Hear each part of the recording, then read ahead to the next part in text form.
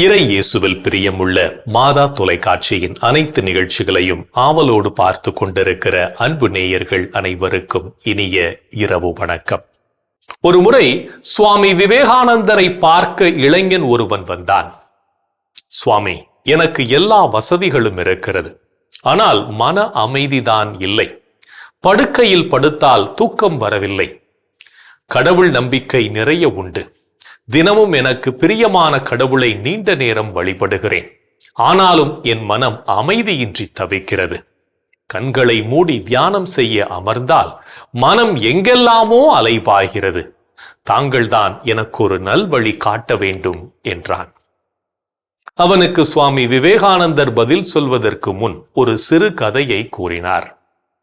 ஒரு காட்டுப்பகுதியில் உள்ள ஒரு குகையில் 3 ஞானிகள் நெடு நாட்களாக பசி தாகம் மறந்து தியானத்தில் இருந்தனர்.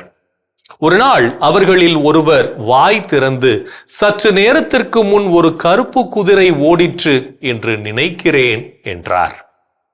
அதற்கு மற்ற இருவரிடமிருந்தும் எந்த பதிலும் இல்லை. மேலும் 6 மாதங்கள் ஓடின. அப்போது 2வது ஞானி, அது கருப்பு நிற குதிரையாக இருக்க வாய்ப்பில்லை, வெள்ளை குதிரை என்று நினைக்கிறேன் என்றார். இவரின் வாதத்துக்கும் மற்ற இருவரிடமிருந்து எந்த பதிலும் இல்லை. இன்னும் 6 மாதங்கள் கடந்தன. கொஞ்சம் சும்மா இருக்க மாட்டீங்களா? இப்படியே நீங்கள் வளவளவென்று பேசிக்கொண்டிருந்தால் நான் வேறு எங்காவது போய் என் தியானத்தை தொடர்கிறேன் என்று கோபப்பட்டார் 3வது ஞானி. இந்த 3 ஞானிகளும் கண்களை மூடி தியானிப்பதற்கு பதில் மனதை மூடி தியானித்திருந்தால் இறைவனை கண்டிருக்க முடியும். அதுவே உண்மையான தியானம். பிறகு விவேகானந்தர் இளைஞனின் கேள்விக்கு பதில் கூறினார். மன அமைதி பெற சிறந்த வழி சுயநலமற்ற பொது சேவையில் ஈடுபடுவதுதான். உன் வீட்டை சுற்றி வசிக்கும் ஏழைகள், ஆதரவற்றவர்கள் ஆகியோருக்கு உன்னால் முடிந்த உதவிகளை செய். கவனிப்பின்றி கிடக்கும் நோயாளிகளை மருத்துவமனைக்கு அழைத்து செல்.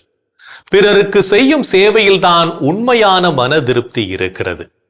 மனதில் திருப்தி இருந்தால் அங்கே நிம்மதியும் அமைதியும் குடிகொள்ளும். இதை நீ உணராவிட்டால் உன்னால் நிச்சயம் தியானம் செய்ய முடியாது. உன் மனம் ஒரு நிலையில் இல்லாமல் அலைபாய்ந்து கொண்டுதான் இருக்கும் என்று அந்த இளைஞனுக்கு போதித்தார். எனவே நாமும் நமது நேரத்தை நல்ல செயல்களை செய்வதற்காக பயன்படுத்துவோம். அப்போது அதற்கான பலன் நமக்கு கிடைக்கும் என்பதையும் உணர்ந்து கொள்வோம்.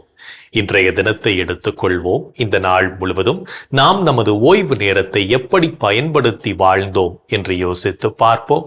மேலும் இந்த நாளில் நமது செயல்பாடுகள் எப்படிப்பட்டதாக இருந்தது என்று நம்மையே நாம் கேட்டு பார்ப்போம்.